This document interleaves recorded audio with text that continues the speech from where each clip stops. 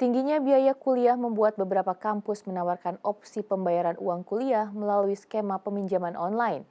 Pemerintah Indonesia sedang melakukan kajian terhadap skema program pinjaman pendidikan atau student loan. Sejumlah mahasiswa terancam cuti akibat tunggakan uang kuliah tunggal yang tidak bisa dilunasi. Beberapa kampus menawarkan opsi pembayaran kuliah melalui skema pinjaman online. Namun hal ini menuai kritik karena skema pinjol memiliki risiko kredit yang tinggi. Selain memiliki periode pembayaran yang singkat, cicilan bulanan yang harus dibayarkan juga tinggi.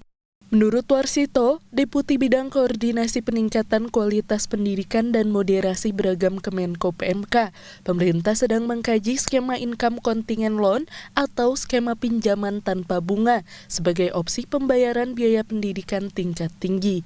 Pinjaman ini dapat dibayar setelah mahasiswa lulus dan berpenghasilan cukup. Oleh karena itu terkait dengan kapan, ini kami jawab bahwa kami masih membahas dan tentu kaitan dengan juga regulasi yang harus melindunginya karena tidak dalam durasi 1-2, tapi karena nanti juga fungsi bagaimana ini adalah setelah lulus kemampuan juga sesuai dengan kemampuan membayarnya. Ini juga menjadi bagian perhitungan regulasi yang harus melindungi supaya nanti pihak perbankan ataupun pihak BLU yang mengelola ini benar-benar siap untuk melaksanakan program ini.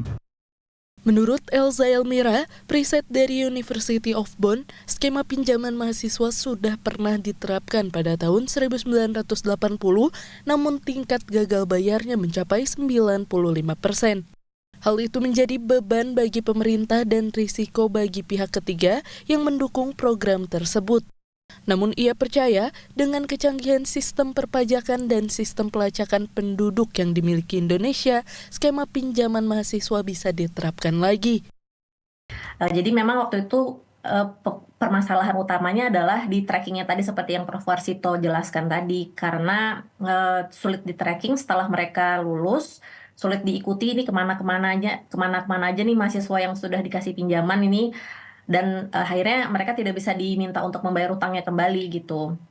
Nah, jadi mungkin salah satu hal yang paling penting dalam pelaksanaan pinjaman untuk mahasiswa itu adalah sistem untuk bagaimana bisa kita men-tracking si mahasiswa yang meminjam ini gitu ketika dia sudah lulus gitu. Dan saya yakin ya dengan sekarang sistem data kependudukan kita yang sudah sangat maju dan juga sistem perpajakan yang sudah jauh sangat lebih baik gitu. Ini adalah skema untuk pinjaman mahasiswa ini, itu adalah skema yang sangat bisa untuk diterapkan gitu di Indonesia.